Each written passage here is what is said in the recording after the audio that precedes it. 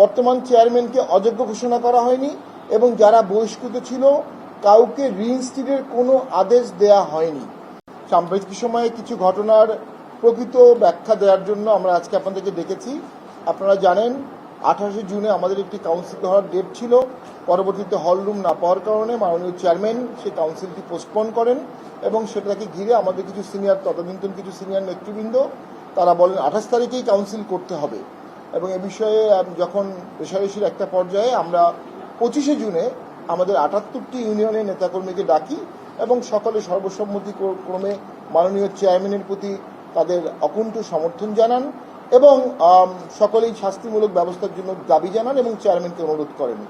এবং এরপরে 28 জুনে আমরা একটা প্রেসিডিয়াম মিটিং করি। সেই প্রেসিডিয়াম মিটিংয়ে আমাদের সিনিয়র কো চেয়ারম্যান সহ আরও অনেককেই বহিষ্কারের জন্য একটি সর্বসম্মতি সিদ্ধান্ত হয় এবং সে বিষয়ে চেয়ারম্যানকে অনুরোধ জানানো হয়। সেই অনুরোধের প্রেক্ষাপটে 30 ধারা মোতাবেক আমাদের সংবিধানের গঠনতন্ত্রের 30 অনুচ্ছেদ মোতাবেক চেয়ারম্যান অনেককেই বহিষ্কার করেন। সেই বহিষ্কারের বিরুদ্ধে আমরা দেখেছি একটি দেওয়ানি মোকদ্দমা করা হয় এবং সেই দেওয়ানি মোকদ্দমার সাথে একটি অন্তর্বর্তীকালীন নিষেধাজ্ঞারও আবেদন দেওয়া হয়েছিল। সেই অন্তর্বর্তী নিষেধাজ্ঞার আবেদন ছিল যে বহিষ্কার করা হয়েছে সেটার বিষয়ে নিষেধাজ্ঞা, চেয়ারম্যান যেন সাংগঠনিক কার্যক্রম করতে না পারে সেটার জন্য নিষেধাজ্ঞা, পাশাপাশি বিষের ক যেন ব্যবহার করতে না পারে সেটার জন্য নিষেধাজ্ঞা। এ ধরনের প্রায় 6টি বা 7টি আবেদন ছিল। এরপরে দীর্ঘ শুনানির পরে মহামান্য বিজ্ঞ আদালত একটি ছোট অর্ডার দেন। তিনি তার ইনজাংশন আদেশে যেটি বলেন যে আবেদনটি পরিবর্তিত আকারে মঞ্জুর করা হলো এবং পরে উনি কি পরিবর্তন করলেন সেটি বললেন। পরিবর্তনটা হলো এই, শুধুমাত্র জাতীয় পার্টির চেয়ারম্যান এবং দপ্তর সম্পাদকের বিরুদ্ধে সাংগঠনিক কার্যক্রম নিষেধাজ্ঞা দেওয়া হয়েছে সাময়িক, অস্থায়ী, পরবর্তী তারিখ পর্যন্ত। ওখানে চেয়ারম্যান পদ বাতিল করা হয়নি, চেয়ারম্যান পদ অবৈধ ঘোষণা করা হয়নি, বর্তমান চেয়ারম্যানকে অযোগ্য ঘোষণা করা হয়নি এবং যারা বহিষ্কৃত ছিল কাউকে রিইনস্টেটের কোনো আদেশ দেয়া হয়নি। অর্থাৎ আইনের চোখে যারা বহিষ্কৃত হয়েছিল প্রাথমিক সদস্য পদ সহ অদ্যাবধি তারা এখনো বহিষ্কৃত আছেন। যদি বহিষ্কৃত হয়ে থাকেন এবং তাদের প্রাথমিক সদস্য পদ না থাকে তাহলে জাতীয় পার্টির কোনো মিটিংয়ে তারা অংশগ্রহণ করতে পারেন না, জাতীয় পার্টির কোনো মিটিং তারা ডাকতে পারেন না, তথাকথিত প্রেসিডিয়াম মিটিং হতে পারে না, তথাকথিত প্রেসিডিয়াম মিটিংয়ে তারা অংশগ্রহণ করতে পারে না, কাউন্সিল ডাকার কোনো এখতিয়ার কোনোভাবেই তাদের নাই। ঠিক এটি হচ্ছে লিগাল পজিশন। এই লিগাল অবস্থায় আমরা দেখতে পাচ্ছি অনেকেই জাতীয় পার্টির নাম ব্যবহার করে মিটিং করছেন, অনেকেই জাতীয় পার্টির পদ ব্যবহার করে মিটিং করছেন, অনেকেই নিজেকে মহাসচিব বলছেন। আমি খুব দায়িত্বহীন কণ্ঠে বলতে চাই ওই আদেশে মহাসচিব শব্দটিও নাই এবং মহাসচিবের নিয়োগ নিয়ে কোনো মামলাও হয়নি, কোনো আদেশও চাওয়া হয়নি। তাহলে সেখানে মহাসচিব আরেকজন হতে পারে কিভাবে? এই সমস্ত জিনিসটির মধ্যে একটি আমরা গভীর ষড়যন্ত্রের ছোঁয়া দেখতে পাচ্ছি এবং আমরা মনে করি আদালতের রায়ের অপব্যাখ্যা হচ্ছে, আদালতের রায়ের ভুল ব্যাখ্যা হচ্ছে। আমাদের সমস্ত নেতাকর্মীকে আমরা বিভ্রান্ত না হওয়ার জন্য আপনাদের মাধ্যমে অনুরোধ জানাবো, দেশবাসীকে অনুরোধ জানাবো যে আদালত যখন যে রায় দেবে সেটা আমরা মেনে নেব, কিন্তু আদালতের রায়ের অপব্যাখ্যা করে কোনো প্রকার অপপ্রয়াস করা হলে আমাদের নেতাকর্মীরা সেটা মেনে নেবে না এবং সেটিকে আমরা অবশ্যই সেটা জবাব দেব। একই সাথে আমরা দেখেছি বিভিন্ন মিটিংয়ে চেয়ারম্যান সম্পর্কে কুৎসা রটানো বলা হয়। উনি সমস্ত সিদ্ধান্ত আমাদের সকলের সাথে আলোচনা করেই নেন।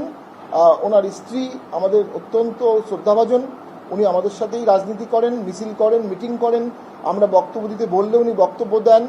পার্টিতে কোনো অযাচিত হস্তক্ষেপ উনি করেন এমন অভিযোগটি সম্পূর্ণ ভিত্তিহীন। জাতীয় পার্টি গণতান্ত্রিকভাবে পরিচালিত হচ্ছে। আমাদের এখানে প্রাথমিক সদস্য পদ থেকে কো চেয়ারম্যান যারা হচ্ছেন প্রত্যেকেই গঠনতন্ত্র অনুযায়ী হয়েছেন এবং গঠনতন্ত্র অনুযায়ী তারা বহিষ্কৃত হয়েছেন। গঠনতন্ত্রে যদি কোনো ব্যত্যয় হয়ে থাকে সেটি আদালত দেখবে। আমরা মনে করি এই অবস্থায় যে বিকল্প মিটিং করা হচ্ছে, বিকল্প সভা করা হচ্ছে, এগুলো সম্পূর্ণ গঠনতন্ত্র বিরোধী এবং বেআইনি। যেটি গোড়া থেকে বেআইনি সেটা শেষ পর্যন্ত বেআইনি। It cuts from the root completely. আর আমাদের আইনি ভাষায় বলা হয় যে যদি কোনো রায় বা কোনো আইনে স্পষ্ট কিছু বলা হয়ে থাকে তাহলে অস্পষ্ট কোনো ব্যাখ্যার সুযোগ নাই। যেহেতু রায়ে স্পষ্ট করে বলেছেন যে পরিবর্তিত আকারে 1 এবং 2 নং বিবাদীকে সাময়িকভাবে পরবর্তী তারিখ পর্যন্ত নিষেধাজ্ঞা দিয়ে বাড়িতে করা হলো। এর বাইরে এখানে আর কোনো ব্যাখ্যা করার কোনো সুযোগ নাই। এই সুযোগটি যারা ব্যাখ্যা করছেন, অপব্যাখ্যা করছেন, ভুল ব্যাখ্যা করছেন এবং এটি আদালত অবমাননার শামিল। আমি আমাদের এই নেতৃবৃন্দকে বা আমরা তাদেরকে অনুরোধ করব যে কোনো অবস্থাতে আদালতের অপব্যাখ্যা না করে সঠিক আদালতের রায়টা আমরা সকলেই মেনে চলব।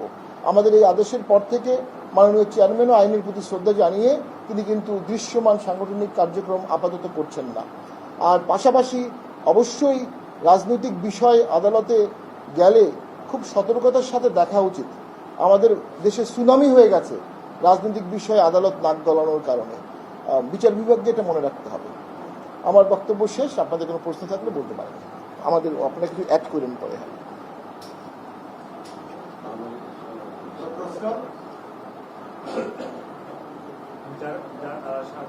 যারা আসলে এখন আইনি কার্যক্রম পরিচালনা করছে তাদের বিরুদ্ধে আসলে জাতীয় পার্টি আপনাদের অংশগ্রহণ কোনো আইনি ব্যবস্থা নেই? আমরা আমাদের আইনজীবীর সাথে কথা বলছি, আইনজীবীর পরামর্শ গ্রহণ করব।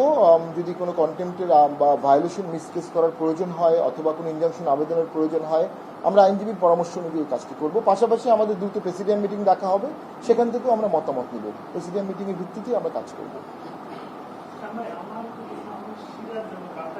জি, অনেকদিন আগের এই ঘটনা, বেশ কয়েকদিন আগে যেটা আমরা ট্রাই করছিলাম যে বিভিন্ন একটা আপনাদের মতামত নেওয়া, বিভিন্ন আপনার পার্টির পক্ষ থেকে কোনো রকম সহযোগিতা করা হয় এতদিন পরে সেটা আপনাদের মনে হলো যে ব্যাখ্যা দেওয়া দরকার। জি, এটার কারণ হচ্ছে আমরা সার্টিফাইড, কেন দিলেন না? জি আমি বলছি, আমরা সার্টিফাইড কপিটা হাতে পাইনি। আমরা সার্টিফাইড কপিটা পেয়েছি, পাওয়ার পরেই আপনাদের দেখেছি। সার্টিফাইড কপিটা না পাওয়া পর্যন্ত আসলে আমরা বলতে পারছিলাম না। কারণ অনেকে বলছিল এই ধরনের রায় দিয়েছে, অনেকে বলছিল এই ধরনের রায়। নিজের চোখে সার্টিফাইড কপি দেখে আমি এটা বলতে পারি আমার কাছে এখন সার্টিফাইড কপিটা আছে। এই জন্য একটু সময় নিয়েছি আমরা। জি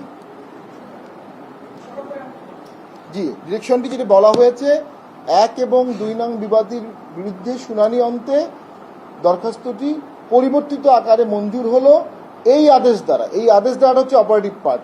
এই আদেশ দ্বারা 1 নং বিবাদী ও 2 নং বিবাদীকে সাংগঠনিক কার্যক্রম থেকে নিষেধাজ্ঞা পরবর্তী তারিখ পর্যন্ত দেওয়া হলো। ঠিক এইটুকুই অর্ডার। পরবর্তী শুনানি ধার্য তারিখ পর্যন্ত।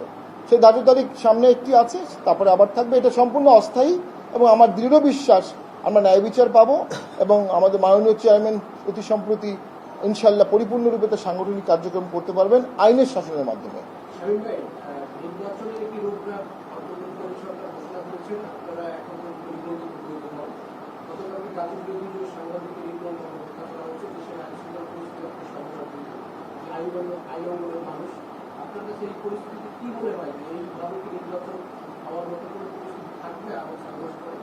আমরা মনে করি অ্যাজ অফ টুডে নির্বাচনের কোনো পরিবেশ নাই। রাষ্ট্রের কোনো নিয়ন্ত্রণ নাই, রাষ্ট্রের উপর সরকারের কোনো নিয়ন্ত্রণ নাই।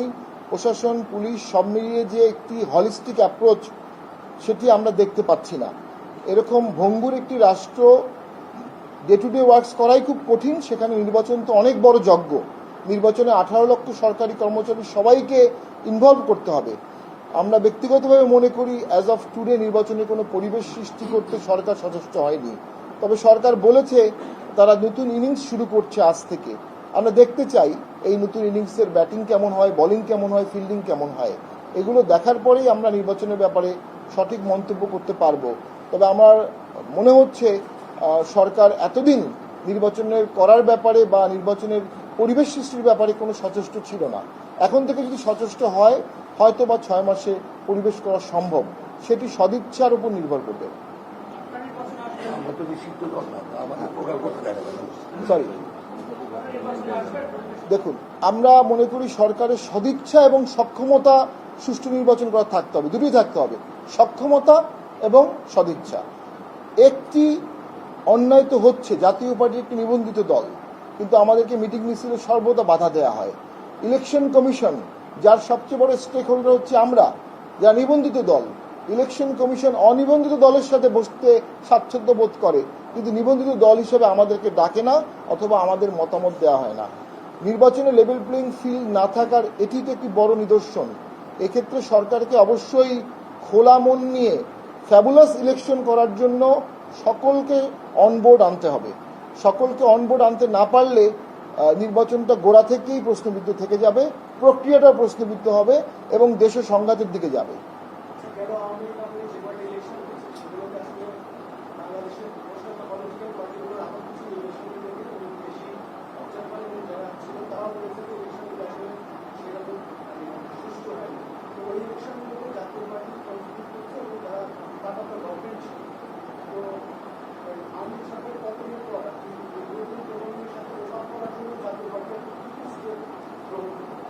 জি ধন্যবাদ। আমি মনে করি আমাদেরও অনেক ভুল আছে, দোষ আছে, সকল দলেরই ভুল আছে, দোষ আছে।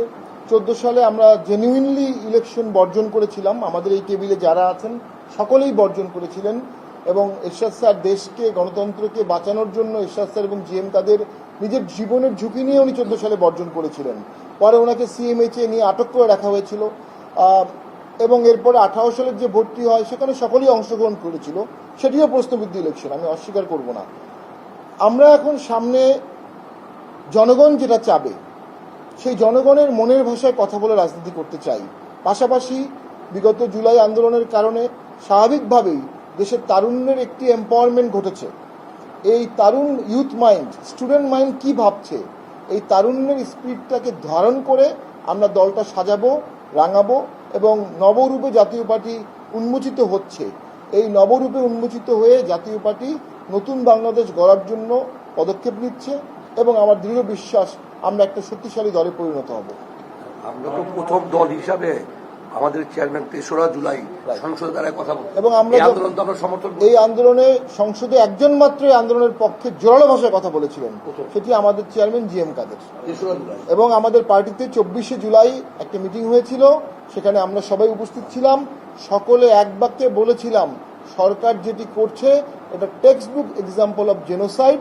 যে কোনো মূল্যে ছাত্র হত্যা বন্ধ করতে হবে, পুলিশকে সহিংসতা বন্ধ করতে হবে।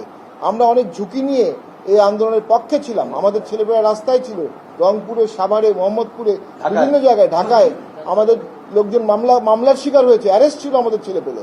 কিন্তু আমরা দেখলাম আন্দোলনের পরে অনেকাংশেই আন্দোলনের কেকটা একটা ক্ষুদ্র অংশ দখল করার বা কন্ট্রোলে রাখার চেষ্টা করে জাতীয় পার্টিকে বাদ দেওয়ার চেষ্টা করেছে। জাতীয় পার্টি একটি নিবন্ধিত দল, এটি গণতান্ত্রিক দল। যদি দেশে গণতান্ত্রিক প্রক্রিয়া থাকে তাহলে জাতীয় পার্টিকে সেই প্রক্রিয়া রাখতে হবে, থাকতে হবে। নির্বাচন কমিশন থেকে আপনাদের সাথে আলোচনা করছে না বা যোগাযোগ করছে না, আপনারা কি যোগাযোগ করার চেষ্টা করেছেন কিনা এবং আপনাদের পরিকল্পনাটা কি? আপনারা কি নির্বাচনের কোনো প্রস্তুতি নিচ্ছেন কিনা বা কিংবা আপনারা যোগাযোগ করে ফিডব্যাকটা দিচ্ছেন? আমরা যেটা মনে করছি যে আমরা নির্বাচন কমিশনের যে বিভিন্ন মিটিংগুলো হয় সেখানে আমরা ফর্মালি কোনো দাওয়াত পাইনি। তবে আমরা আমাদের নেতৃবৃন্দ মাঝে মধ্যে নির্বাচন কমিশনে গিয়ে তাদের পরামর্শ দিয়ে আসেন। আমাদের দলীয় কার্যক্রম, নিবন্ধন বা অন্যান্য যে বিষয়গুলো আছে এগুলো আমরা ইলেকশন কমিশনের সাথে করছি। আমরা মনে করি নির্বাচন কমিশন যদি শপথ নিয়ে থাকে সংবিধানের আলোকে, তাদের নিবন্ধিত দল হিসাবে জাতীয় পার্টিকে ডাকা উচিত। ডাকলে জাতীয় পার্টি নির্বাচন কমিশনকে সহযোগিতা করতে প্রস্তুত আছে। আমরা মনে করি যেটি এখনো দেশে যদি ল অ্যান্ড অর্ডার ঠিক না থাকে, আইনের শাসন ঠিক না থাকে, পুলিশ যদি সঠিকভাবে কাজ না করে, সেই নির্বাচনে যাওয়া আর হাত পা বেঁধে পুকুরে লাফ দেওয়ার মধ্যে কোনো পার্থক্য নাই। আমরা আগে রাষ্ট্র দেখতে চাই, আগে সরকার দেখতে চাই। একটা নির্বাচনের সময় যে শক্তিশালী সরকার প্রয়োজন, উদার সরকার প্রয়োজন, লেভেল প্লেইং ফিল্ডে নিউট্রাল সরকার প্রয়োজন, সেই সরকারের দিকে যদি বর্তমান সরকার যায় তাহলে আমরা অবশ্যই নির্বাচনের ব্যাপারে চিন্তা ভাবনা করব। জাতীয় পার্টি নির্বাচনে সবসময় অংশগ্রহণ করতে আগ্রহী। জি, আমার প্রশ্নটা হচ্ছে যে ইতিমধ্যে যারা বহিষ্কৃত হয়েছেন তাদের একজনকে